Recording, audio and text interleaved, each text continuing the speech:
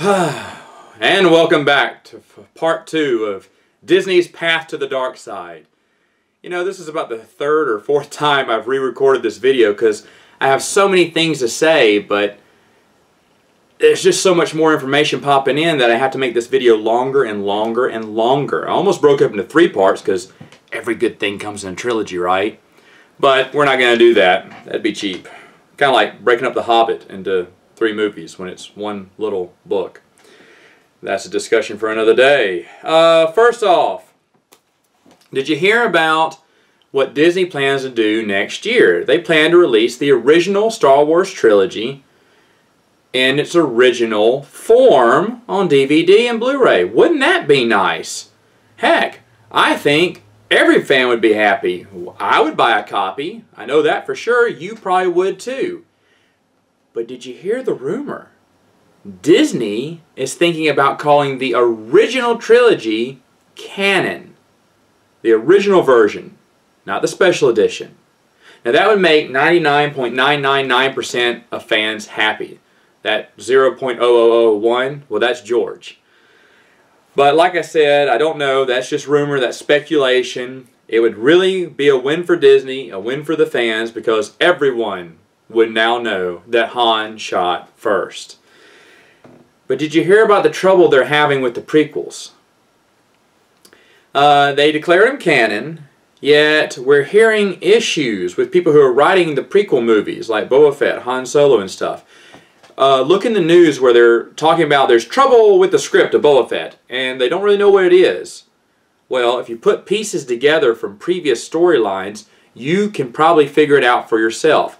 Lawrence Kasdan, who was writing the script, actually was quoted a while back when he first got the position of saying he did not like the prequels. He didn't like Boba Fett's origin, and he was trying to change it. Now, of course, Disney can't have him do that because they've called the prequels canon. And now it cannot contradict what these new movies are going to do. They have to include the prequels. But Lawrence Kasdan doesn't want to. In fact, they even got Gary Whitta to co-write it, help him write it right now. Gary Whitta hates the prequels. Don't believe me? Google Gary Whitta rants. You can pull all these up. I'm going to quote a few of them. About the Clone Wars TV show, he said he's so sick of the Clone Wars. Oh, well, we think alike. Also, when someone had asked him on one of the forums, hey, you know, George Lucas wanted to make this Star Wars comedy detour thing, he said, yeah, well, he already made a Star Wars comedy. It's called Episodes 1 through 3. This is the guy who's writing the prequel to Boba Fett, by the way. It says, about Episode 7, he said, well, now everyone's too old, and that bothers me. Ooh. Now, that was before he got the job with Star Wars, so I think you may want to take that back, right? Well, these were his thoughts here. Someone asked him about Revenge of the Sith, and he said, I don't know what Revenge of the Sith is. Is that fan fiction? No, actually, Gary, it's now considered canon. Now, he was kidding. He knows what Revenge of the Sith is, but you can see how sarcastic he is. He does not like the prequels. Speaking about the prequels in general, he said, and I quote, those movies effing sucked. Now, I have to say effing for all the kids out there, but you know what he said. Those movies effing sucked. I guess he didn't like them. Also, talking about the release of the Blu-rays, he said, F. Lucas, oh yes, F. Lucas and his vandalized Blu-rays. This is a man who has no respect for George Lucas. Disney hired him. They could read all these quotes, you know. They could see his itinerary, where his stance is. He does not like the prequels. He doesn't like George. George isn't around anymore. Remember, he's kind of out of the picture now. So here's Gary Whitta just ranting on about what he thinks. Also, they don't want to do it. Lawrence Kasdan and Gary Whitta, see, they feel they are being creatively, no, sorry, wrong word. They feel like they are inhibiting their creativity by adhering to the prequels. Wait a minute. They don't want to be tied down by stories. Now, where have I heard that before? I don't know. Isn't that awful, though? Isn't that awful that Star Wars and Disney, they want to get rid of the prequels, but they really can't? that's going to be an issue there. They're going to have to work out. Now, a lot of people have talked to me about, well, Matt, what if it was Kathleen Kennedy? What if it was Lucasfilm? What if they were the ones that made the decisions, not Disney? It's Lucasfilm and Kathleen Kennedy doing all this. We'll call her KK for short. I disagree with that. You can put together a decent argument, looking at all the facts I've been looking at, you can put together a decent argument that Lucasfilm had something to do with it. I don't believe that, though, because look at this. KK has been with George Lucas since Raiders of the Lost Ark in 1981. So she's been with him for several years. I mean, you can see her in the credits of the Star Wars films and Willow, stuff like that growing up. Now, Lucas appointed her. Remember when Disney merged with Star Wars, Lucas made Kathleen Kennedy, KK, his appointee. She is the one that's going to guide them into the new direction. Okay, well, they've been friends forever. Is she really going to axe LucasArts? Is she really going to get rid of all of George Lucas's ideas, like Detours, the Star Wars 3D films, which I forgot to talk about last week? She axed the Clone Wars TV show, something that supposedly George had a lot of creativity in. He was very involved in the Clone Wars TV show. We hear that all the time now. But yeah, she axed it too. Is she really going to axe all this stuff and still be best friends with George? I don't think so. I don't see her doing that. Now, she could be a backstabbing witch. That could be possible. Yes, you could argue that. I just don't see her doing that, just destroying a bunch of Lucas's creations. I remember he created LucasArts from the ground up. Is she really going to just give him the axe? That sounds like something that Disney told them to do. That sounds like a corporate decision there. And then plus, look at the expanded universe. The expanded universe was a decision, and I have to go back to my story group propaganda video. I have to rethink that, because perhaps what was reported was true at the time. Perhaps Lucasfilm did intend to sort through all the EU and bring out some of it to canon, like they originally told us. However, look at the news releases. Disney takes a chainsaw to the EU. Disney declares EU non-canon. Disney has their name all over it there. Lucasfilm goes along with it because Disney's their boss. Lucasfilm really loved and promoted the expanded universe. For years they did. Don't believe me? I have another quote from the Star Wars Insider, right there, of May 2008. And it's talking about the expanded universe here. It says, the concept of an expanded universe certainly isn't unique to Star Wars. Many popular genre properties, from Star Trek to Alien, release spin-off tales that shed light on events not seen in the official narrative. But Star Wars EU is unique, both in its size and its care, which is in the narrative, is shepherded and organized. In Star Wars, the expanded universe is official, and is italicized to show emphasis on it. So they're talking about it is official. Now, once again, Star Wars Insider, May 2008, check it out. There's tons of quotes from Lucasfilm talking about their investment into the expanded universe. Now, I also have many other quotes as well. The next one I'd like to read is from a 2008 interview on Wired.com. They were interviewing Leland Chee and Howard Rothman. Now, Leland Chee quotes, he says that Lucasfilm has to plan and think long term. We don't reboot. Talking about the expanded universe, we do not reboot, is what he said.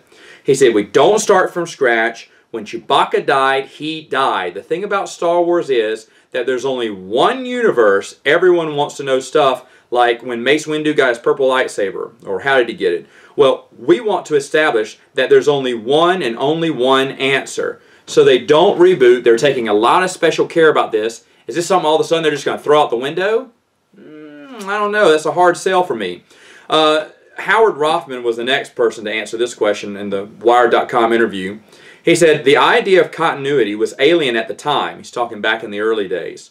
We let Marvel Comics do their stories they wanted as long as it didn't interfere with upcoming movies. We set perimeters, Rothman says. It had to be an important extension of the continuity. There's that word continuity again. It had to have an internal integrity with the events portrayed in the films. Closely tending the canon, he says canon, he calls it canon, was paying off with fans. Essentially, all the new comic books, novels, and games were prequels and sequels of one another. Now, I know what he means by canon. He's talking about the hierarchy of canon, okay? And EU haters are just so confused on why EU people never consider canon. Yeah, but Lucasfilm kept using words as canon. Now, yes, they meant the hierarchy of canon. I realize that. But you wonder why EU fans are so upset, because Lucasfilm kept saying canon. They don't say sea canon. Look up the interview. They do not say sea canon. They say canon. They say, call it canon. Let's see. Another quote. This one's from Leland Chi here. He said, same Wire.com interview. Lucas approves every important addition to the canon. There's Leland Chi calling it canon, not sea canon, but yet I know it means sea canon. But Lucas approves every important addition to it. So he is involved in it. The ambiguous story beats contained in the new game, The Force Unleashed, which was being released at the time, were permitted only after he signed off, and he spent hours talking to developers about the relationship between Darth Vader and the Emperor. So he spent a lot of time on The Force Unleashed as well, and that development of that game. Doesn't surprise me. He had a big hand in the expanded universe. Now, what about something more recent, you say? That's 2008, Matt. Okay, how about July 20th, 2012? Just months before Disney took over, okay, before it was sold to Disney. Leland Chi on the Star Wars blog says Star Wars will never reboot. Uh-oh. Star Wars will never reboot. He's talking about the expanding universe there, and yet they did. Now, he could say that back in the day because Big GL was in charge, and he wasn't about to let it reboot. He all kept it in one continuous storyline, okay, that didn't contradict. And fans here say, oh, I think this is a lot better because now it's going to be different. They don't realize, they haven't read all the expanded universe material, or else they would see there's lots of beautiful continuity within all their media tie-ins. And everyone's saying, well, I still think KK is the villain here. Okay, well, did you hear about the other news that's going on? JJ and KK are going up against Bob Iger at Disney's CEO. They're fighting because JJ and KK want to move Episode 7 to May 2016. Bob Iger is hearing nothing of it. In fact, I think JJ has been sabotaging the film, not to make it bad, just to have it drag so he can get that 2016. Remember, George Lucas actually helped pick out with KK Michael Arndt as the writer of the original Episode 7. Now, JJ, what happened with him? They had creative differences, right? That's what was reported to us. And he walked out, so JJ had to write the script. Well, then that forced Bob Iger's hand to say instead of May 2015, we'll do it December 2015. So JJ got 6 months out of that. JJ wanted to film in his Bad Robot studio in Los Angeles. They said, no, you're filming in London. Well, they bickered about that. Well, now he gets to do the reshoots in Los Angeles. So how many one-shot and goes is he going to take over in London, I wonder? Anyway, because of all this friction between them, they've actually, I think it was Rian Johnson has been announced to do Episode 8. And that's kind of weird because everyone assumed JJ was going to do the trilogy, right? He was doing the Star Trek trilogy. Now he's doing 7, 8, and 9. However, he's not doing it anymore. And I think that's because Bob Iger has had enough of them. And with Harrison Ford's recent injury, that has been a boon for JJ and KK because now they're saying, hey, look, he's injured. We got to move it back now. Bob Iger is saying no, and he's holding firm. December 2015.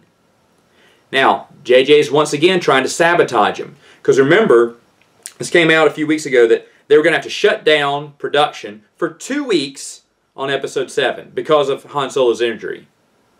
Why? Is he in every single scene? Surely you can film other stuff while he's recovering.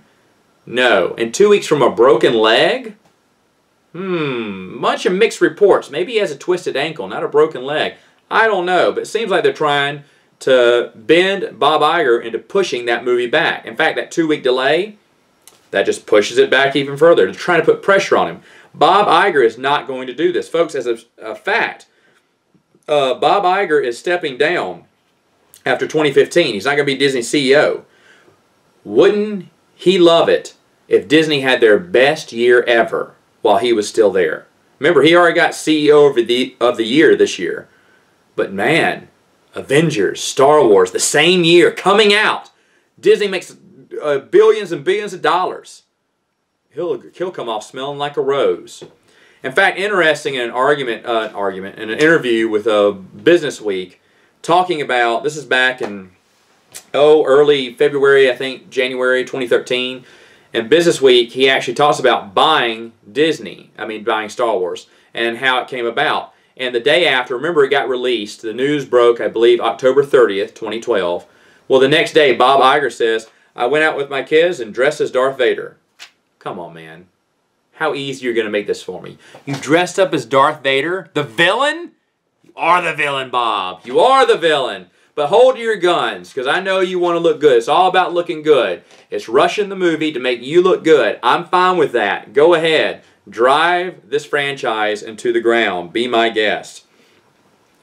Folks, Disney wants to piss in your blue milk and tell you it's midichlorians. Don't let them do that. Let me end by a quote by Gary Whitta. And he was talking about when the special edition came out on DVD and people who are going to buy it. He said, people saying, I don't like the changes, but I'm buying it anyway, have it backward. You're putting up with the BS because you don't love it enough. It breaks my heart when I see fans talking about, well, oh well, nothing we can do, just roll with the punches. Bring on Disney. I mean, I love the EU. I read all the books, but I guess I'm just going to have to go with it. That's done. No. You don't. Ask yourself, do you love it enough? Because I love the expanded universe. A lot of us love the expanded universe. Don't give up. Fight. Stand up. There's tons of Facebook pages out there. We need to join. Band together. Share my videos. Right? Bring them together. We can make our voice be heard if there are enough of us. I challenge you to go out there, surf the internet, look for people who put up reviews on just regular Star Wars books in the past, or expanded universe games, or expanded universe comic books, whatever they love. Don't just look for Star Wars rants on YouTube. Look everywhere. Look everywhere. Look on the internet. Look on blogs. Look on Facebooks, Twitters. Look for people. Bring them in together. Have them join the Facebooks. Have them come see the videos. If we get together, our voice will be heard. We speak together as one. You are the EU rebellion. You can make a difference. Don't ever think you can't. Don't give up. I'm Matt Wilkins, and I will see you next week.